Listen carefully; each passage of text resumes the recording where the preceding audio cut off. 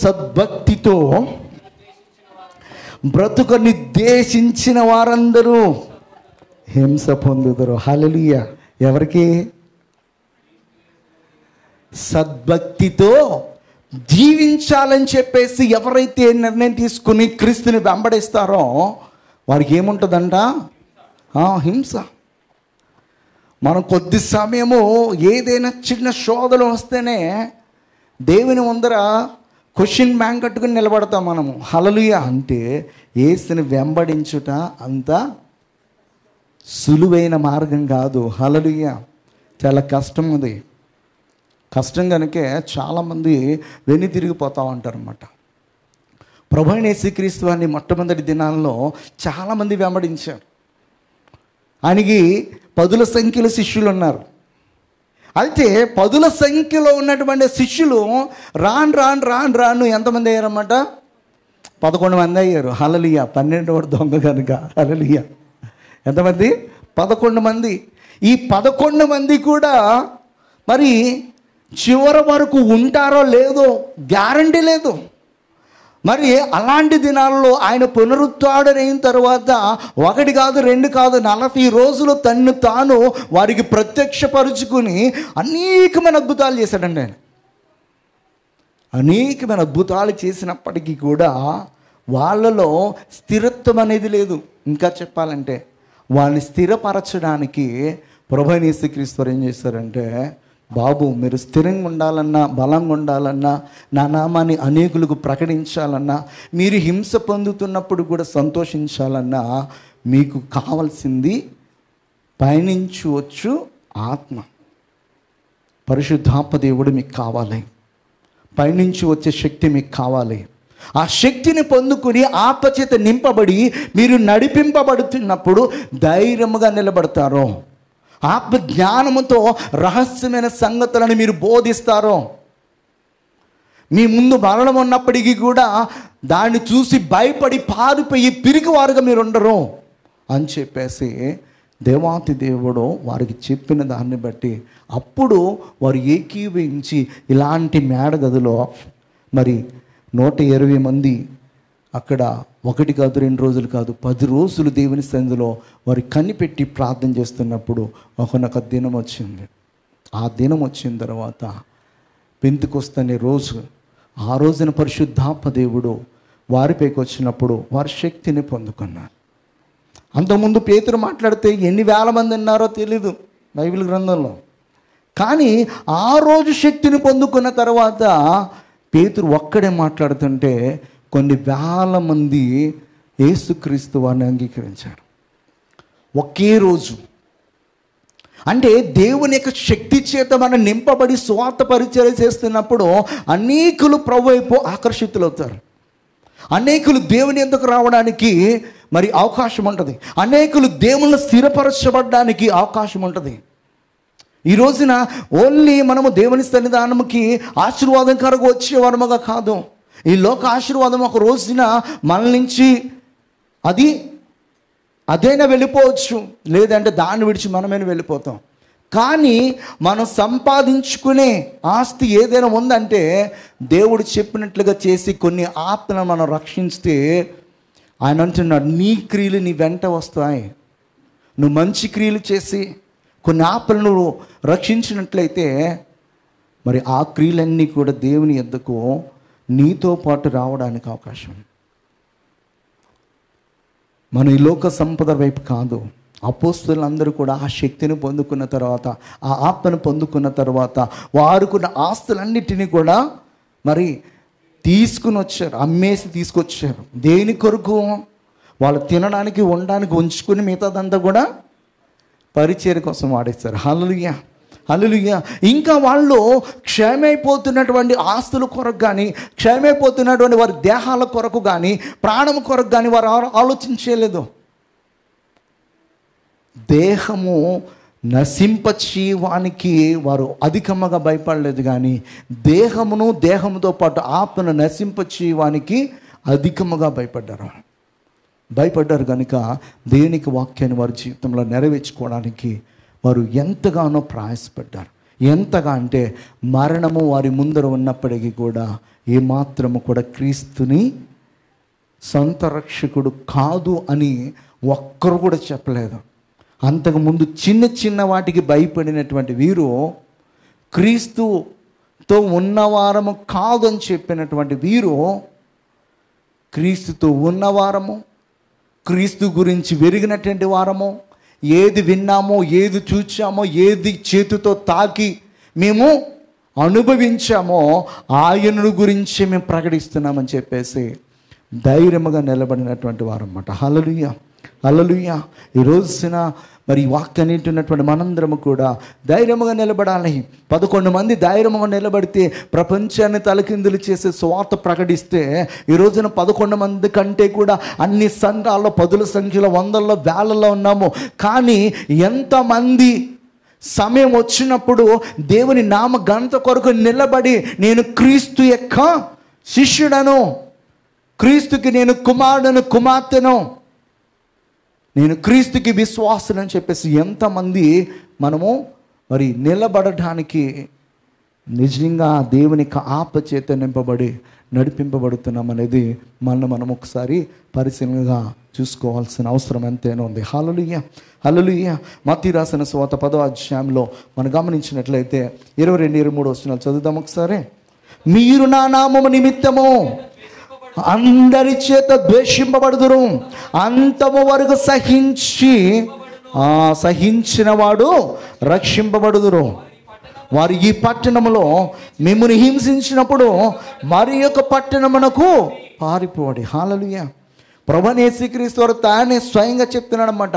మీరు నా నామము నిమిత్తము అందరి చేత ద్వేషింపబడుదురు.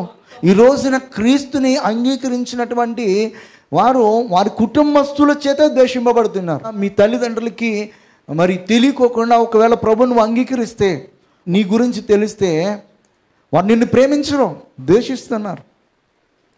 బంధువులు ద్వేషిస్తారు, స్నేహితులు ద్వేషిస్తారు, రక్త సంబంధికులు అందరూ కూడా ద్వేషిస్తారు. ఈ మాట ప్రభువైన యేసుక్రీస్తు వారు చెప్తున్నారు.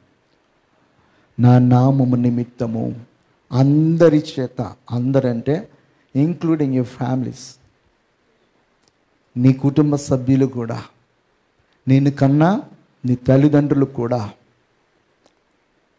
అందరూ కూడా అన్నీ ఏం చేస్తారన్నమాట, ద్వేషిస్తారు. ద్వేషించినప్పటికీ కూడా నీవు చాలా దండ్యురాలు అనుకుని ముందుకు సాగాలి. హల్లెలూయా.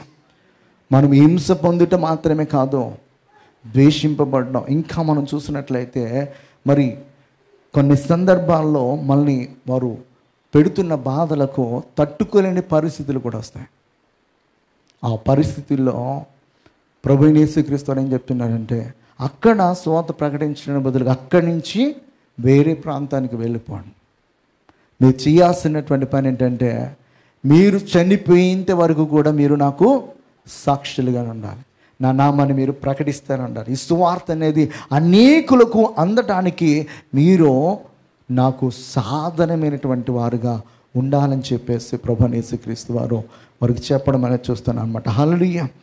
అపోస్తలుడైన పౌలు ఈ మాటలను ఎందుకు చెప్తున్నాడంటే, తాను ఎన్నో సార్లు, 1 కాదు 2 సార్లు కాదు, ఎన్నిసార్లు తను దెబ్బలు తిన్నాడు, అవమానాలు పొందాడు, హింసలు పొందాడంటే చాలాసార్లు పొందాడు. చాలా సందర్భాల్లో మరణ స్థితికి వెళ్ళిపోయాడు. ఆ స్థితికి వెళ్ళిపోయినా కూడా క్రీస్తుని ప్రకటించుకోకుండా ఉండలేకపోయాడు.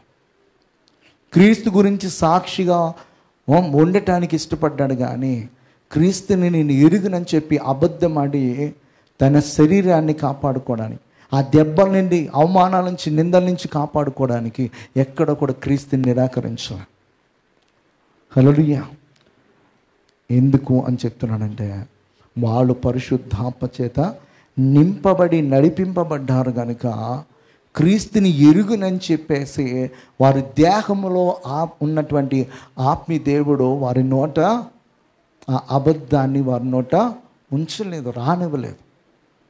హల్లెలూయా. అపోస్తలుల కార్యముల గ్రంథంలో 14వ అధ్యాయం 5వ వచనాలు చూస్తే, మరి చుట్టుపక్కల ప్రాంతాలకు పారిపోయి సువార్త ప్రకటించారు మనకు కనబడుతుంది. మరియు అన్యజనులను యూదులను తమ అధికారులతో కలిసి వారి మీద పడి వారిని అవమానపరిచి రాళ్ళు చంపవల్లని ఉండిరి. వారు ఆ సంగతి తెలుసుకుని లుకానియాలోని పట్టణములకు లుస్త్రకును దెర్బేకును చుట్టుపక్కల ప్రదేశమునకు పారిపోయి అక్కడ స్వాత ప్రకటిస్తూ ఉన్నారు. హల్లెలూయా. ఇలాంటి సందర్భాలు అపోస్తలుల కార్యం అంతా కూడా మనకు కనబడుతుంది. వాళ్ళు ప్రాణం ఉన్నంత వరకు కూడా క్రీస్తుని ప్రకటించడానికి ఒక ప్రాంతంలో వారికి శ్రమ ఎదురైతే ఆ ప్రాంతాన్ని విడిచిపెట్టి ఇంకొక ప్రాంతానికి వెళ్ళారు. హల్లెలూయా. ఈ రోజున శ్రమ ఎదురైతే శ్రమ ఎదురవసరలే. ఒకవేళ ఒక 2 రోజులు దేవుడు కనుక పస్తు పెడితే ఏ సేవకుండా అయినా కానీ, అసలు నన్ను ఎందుకు పిలిచావు నువ్వు ఇలా పస్తులు పెట్టడానిక? ఇజ్రాయిల్ అంటారు కదా, ఈజిప్ట్లో ఐగుప్తులో సమాధులు లేవా, ఇక్కడ తీసుకొచ్చి మమ్మల్ని పాతి పెట్టేయడానికి ఈ అరణ్యం బాగుందని చెప్పి తోడుకొచ్చామా అన్నారా లేదా? వాడు కాదు, 2 సార్లు కాదు, అనేక సార్లు అన్నారు. వాడు ప్రతిరోజు కూడా ఒక శర అన్నమాట. ఎవరికి? మోషేకి. అలాంటి పరిస్థితుల్లో కూడా వాళ్ళు ప్రభుని విడిచిపెట్టారు. క్రీస్తుతో నడుస్తున్నాము, క్రీస్తుని వెంబడిస్తున్నామంటే మనకి అన్నీ వచ్చేస్తాయి, ఇంకా సుఖమైన జీవితం అనుకోవద్దు. ఆ రోజే ఆరంభం అవుతుంది సైతాను గడి శోధన అన్నమాట. హల్లెలూయా. వాడు పక్కనే నిలబడతాడు. ఇంకా అంతకు ముందు వరకు కూడా నిన్ను వదిలేస్తాడు, పట్టించుకోండి నిన్ను. ఎప్పుడైతే దేవుని మందలో చేర్చబడతావో ఆ మందలో నుంచి ఎలా నేను తప్పించాలా, నేను ఒంటరి వాణ్ణి చేయాలా, నేను ఇరుకులకు ఇబ్బందులకు అవమానాలకు గురి చేయాలా అని చెప్పేసి నీ మీదే గురి పెడతాడు. కానీ మనము నమ్మి మరి ఎవరినైతే ఆశ్రయించి వెళుతున్నామో ఆయన ఎల్లప్పుడూ కూడా మనలను చూస్తూనే ఉంటాడు. ఆయన మనం తప్పిపోయినా కూడా మనల్ని వెతికి రక్షించడానికి మరి మనం ఎక్కడైతే ఏ విషయంలో తప్పిపోయామో ఆ విషయంలో మనం తెలుసుకుని ఆయన వైపు తిరిగేలాగా మరలా చేసుకోగలిగినటువంటి సమర్థుడు కూడా. అయితే మన తప్పులను చేస్తూ అలాగే వెళ్ళిపోయే వారముగా కాదు, కానీ మరి అది తప్పని మనకు తెలిసినప్పుడు మనంతటా మనమే ప్రభు సన్నిధికి రావాలి. హల్లెలూయా. తిమోతితో మాట్లాడుతూ 2 తిమోతితో మరి ఇంకొక మాట చెప్తాడు 3వ అధ్యాయంలో మరి 10-11 వచనాలు కూడా చదువుదాం.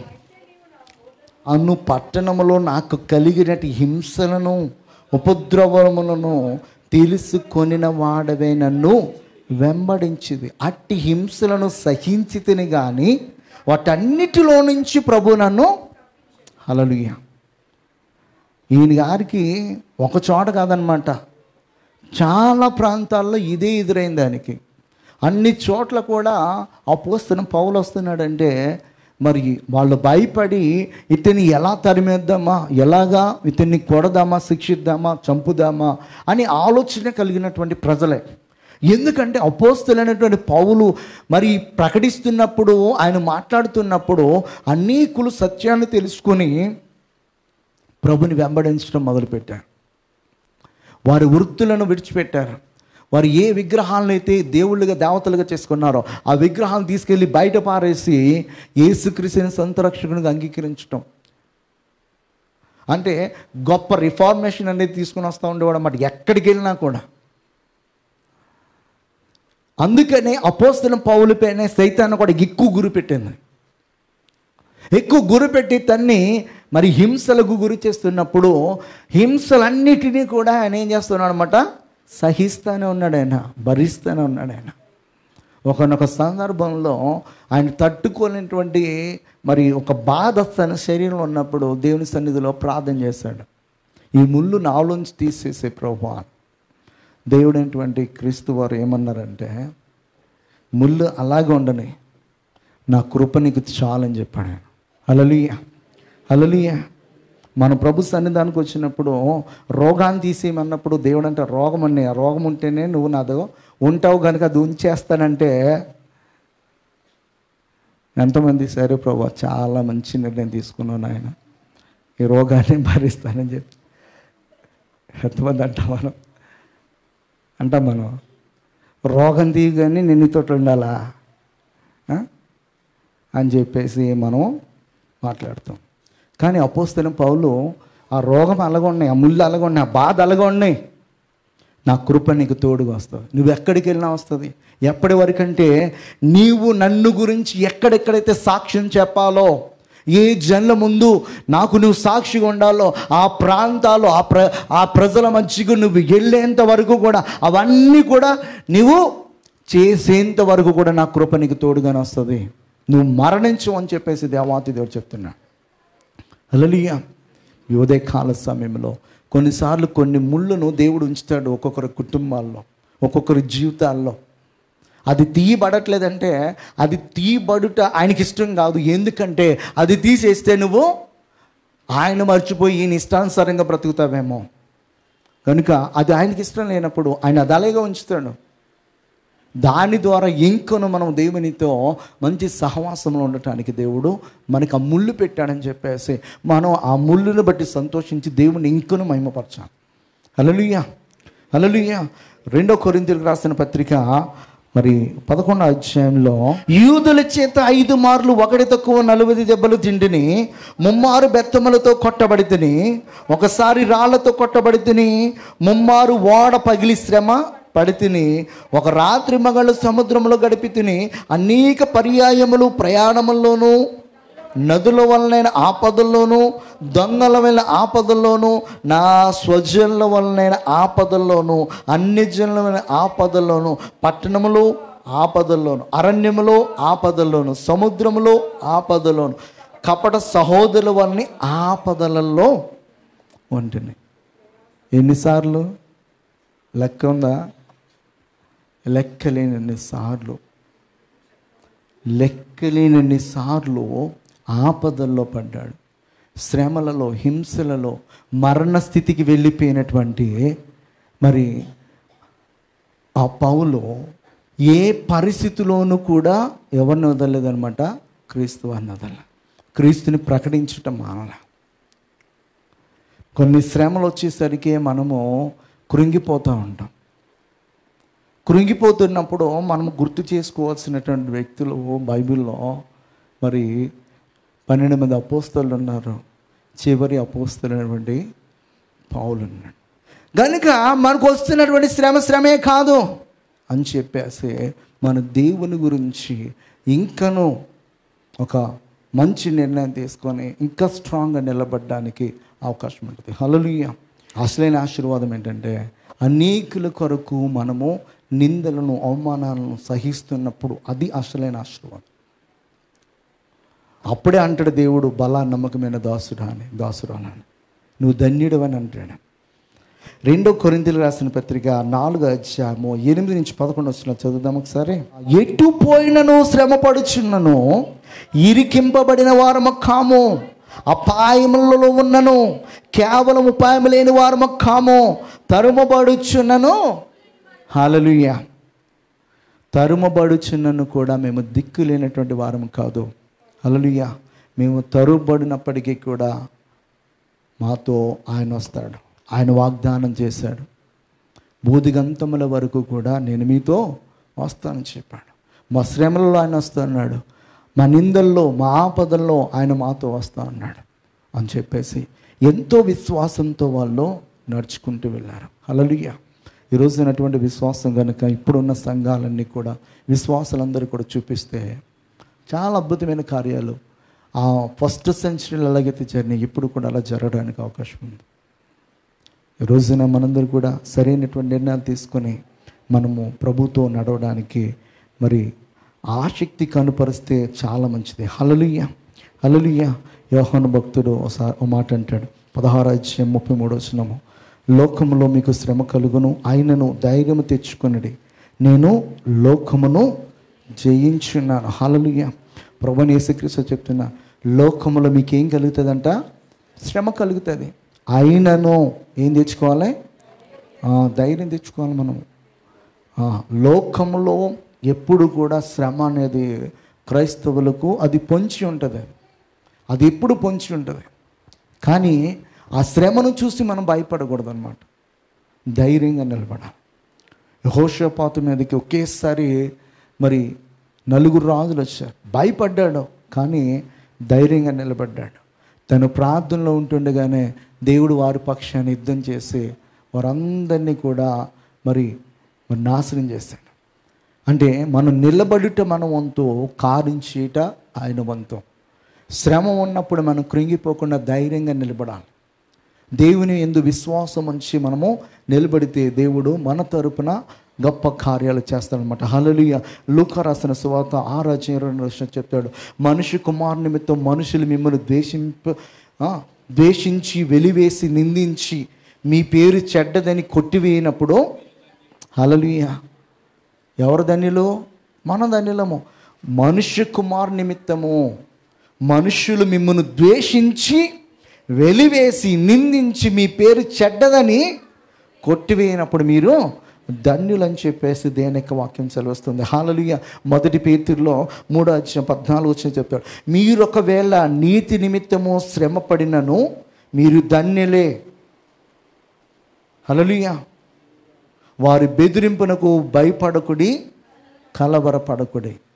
చాలా చక్కగా చెప్తున్నాడు ఇక్కడ పేతురు. ఏమనంట? మీరొకవేళ నీతి నిమిత్తము శ్రమ పడినను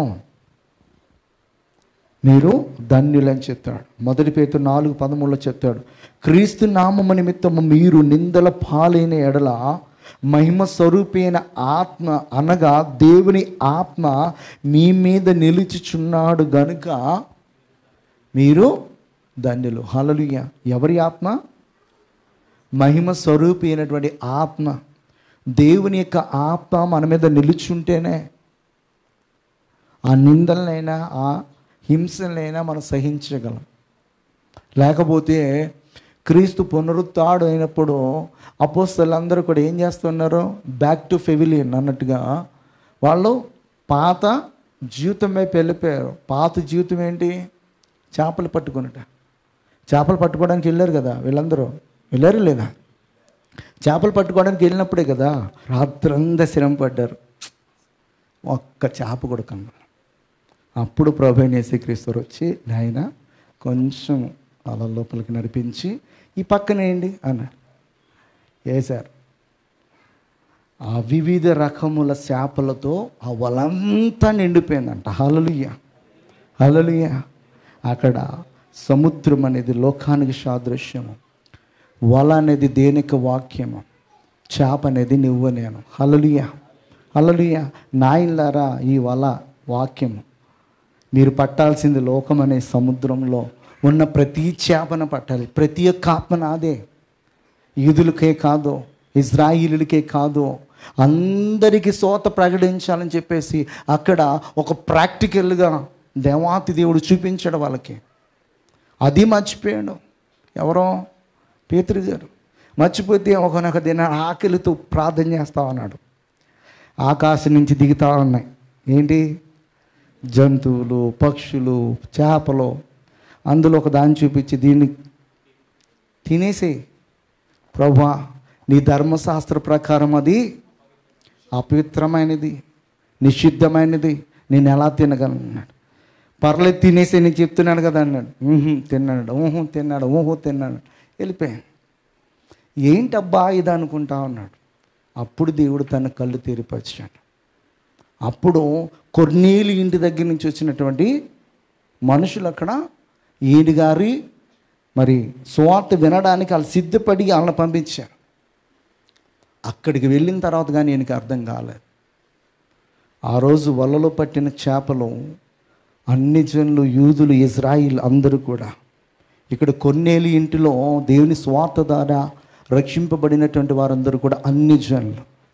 యూదులకు మాత్రమే స్వాత ప్రకటించుట కొరకు దేవుడు నన్ను ఎన్నుకున్నాడని చెప్పేసి అనుకున్న పేతురు యొక్క కన్నులను తెరిచాడు దేవుడు.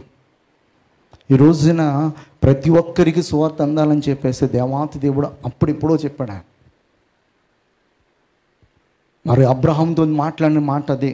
విశ్వాసులకు అందరికీ కూడా ఎవరైతే విశ్వసిస్తారో, అది అన్ని జనుడు కావచ్చు, యూదుడు కావచ్చు, ఇశ్రాయేలుడు కావచ్చు, అందరూ కూడా అబ్రహాముకి పిల్లలు అవుతాడు. హల్లెలూయా. యాకోబు రాసిన పత్రిక 1వ అధ్యాయం చదవరా? 12వ వచనంలో, శోధన సహించువాడు ధన్యుడు, అతడు శోధనకు నిలిచిన వాడే ప్రభు తన్ను ప్రేమించు వారికి వాగ్దానము చేసిన జీవ కిరీటము పొందును. హల్లెలూయా. శోధన సహించువాడు ధన్యుడు. ఆ శోధనకు అతడు ఏం చేయాలంట? నిలవాలి. ప్రభు తన్ను ప్రేమించు వారికి వాగ్దానం చేసిన జీవ కిరీటము పొందుతాడు. హల్లెలూయా. దేవుడిచ్చినటువంటి జీవ కిరీటం మనం పొందుకోవాలంటే హింసలు హంసలు అన్నీ దాటుకునే వెళ్ళాలన్నమాట. హల్లెలూయా. శోధన అయితే వస్తుంది, నిందలైతేనే వస్తుంది, అవమానాలు వస్తుంది, ఇవన్నీ కూడా. అందుకే ప్రభువైన యేసుక్రీస్తు వారు ఏమంటున్నారంటే, నన్ను వెంబడించువాడు తన్ను తాను ఉపేక్షించుకొని ప్రతిదినము తన సిలువనెత్తుకొని.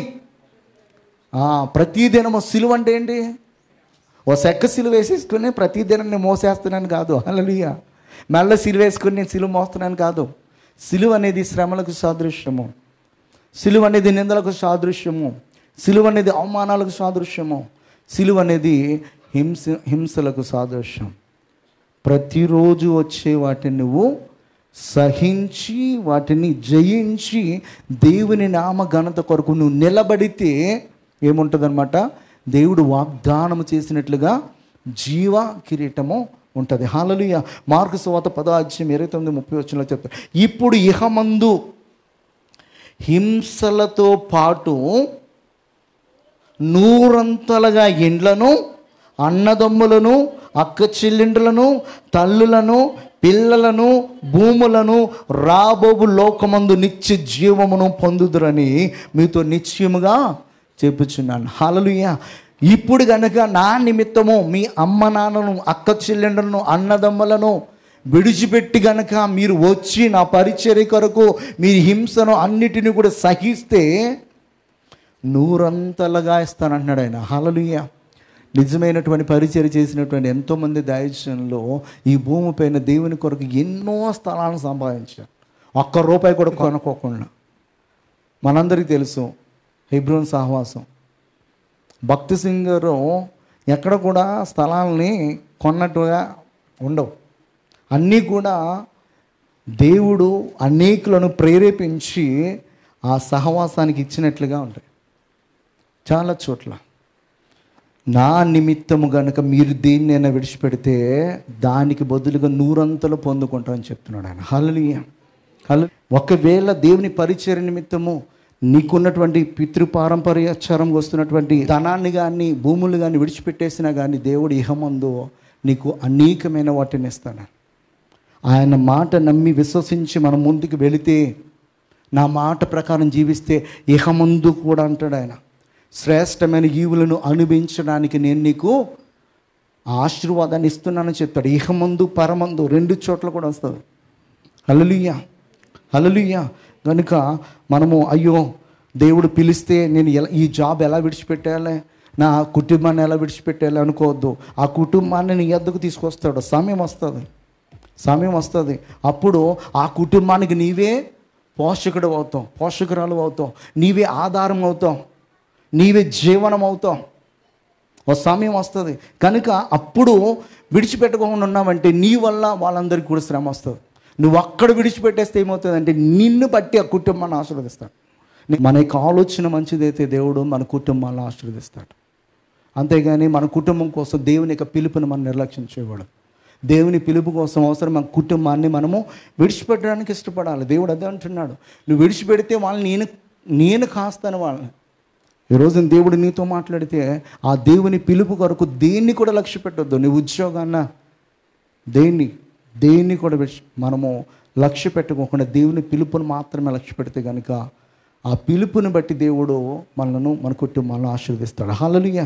ఇంకా మనం చూసినట్లయితే 37 దావీదు కీర్తనలో 39:40 యెహోవాయే నీతిమంతులకు రక్షణ ఆధారం, బాధ కలిగినప్పుడు ఆయనే వారికి ఆశ్రయదుర్గము, యెహోవా వారికి సహాయుడేవాన్ని రక్షించును. హల్లెలూయా. ఇంతవరకు మనం చూసాము, మనము ఆయనను వెంబడిస్తే శ్రమలు వస్తాయి. ఆ శ్రమలన్నిటిలో నుంచి కూడా దేవుడు ఏం చేయగలమట, మనను రక్షించడానికి సమర్థుడు. మన చేయి పట్టుకుని అందులో నుంచి మనలను బయటికి తీసుకుని రాగలిగినటువంటి దేవుడు అనమాట. హల్లెలూయా.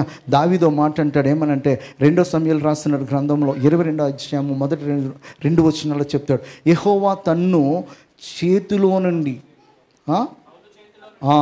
సౌలు చేతిలో నుండి తన శత్రువులందరి చేతిలో నుండి తప్పించిన దినమున దావీదు ఈ గీతవాక్యములను చెప్పి యెహోవాను స్తోత్రించాను. హల్లెలూయా. నీతిమంతుడిగా యథార్థమైన హృదయంతో నడుస్తున్నటువంటి దావీదుకి అనేకమైన శ్రమలు వచ్చినాయి. తను తప్పిదం చేయక ముందు నుంచి వచ్చినాయి. తను మంచి చేస్తే సౌలు తరుముతూ ఉన్నాడు, తను మంచి చేస్తే సౌలు తను చంపాలని చూస్తున్నాడు. మరి ఆ సౌలు చేసినటువంటి దుర్మార్గం నుంచి, తన గర్భాన పుట్టినటువంటి అబ్షలోము చేసిన దుర్మార్గం నుంచి, అక్కడ ఉన్నటువంటి అహితోపేలు లాంటి వాళ్ళు చేసినటువంటి దుర్మార్గం నుంచి, అన్నిటిలో నుంచి కూడా దేవుడు ఏం చేస్తున్నట్టు తన్ని కాపాడాడు. హల్లెలూయా. హల్లెలూయా. ఈ రోజున దేవుని కొరకు నువ్వు నిర్ణయం తీసుకుని వెళుతున్నప్పుడు నీ మీద ఎవరైనా ఒక దుర్మార్గపు కార్యాలు చేయాలని చెప్పేసి వాళ్ళు ప్రయత్నం చేస్తున్నా కూడా దేవుడు ఏం చేస్తాడనమాట, కాపాడుకుంటాడు. ఎప్పటి వరకు అంటే నీ పరిచర్య భూమిపైన ముగిసేంత వరకు కూడా నీకు వచ్చే ప్రతి ఆపద ఎవరిదనమాట, ఆయనది. నీకు వచ్చే ప్రతి శ్రమ ఎవరిదనమాట, ఆయనది. నీకు వచ్చే నింద ఆయనది. నువ్వు పడుతున్న హింసలు అన్నీ కూడా ఆయనవే. ఆయన ఏం చేస్తాడనమాట, అన్నిట్లో నుంచి మనం తప్పించి మనం చేరవలసిన గమ్యానికి ఆయన చేరుస్తాడు. హల్లెలూయా. కనుక ఏ విషయంలోనూ కూడా మనం భయపడుకోకుండా మనము నీతిగా జీవించి ఆ శ్రమలన్నిటినీ కూడా సహించి దేవునికి మనం సాక్షులుగా ఉండాలి. హల్లెలూయా.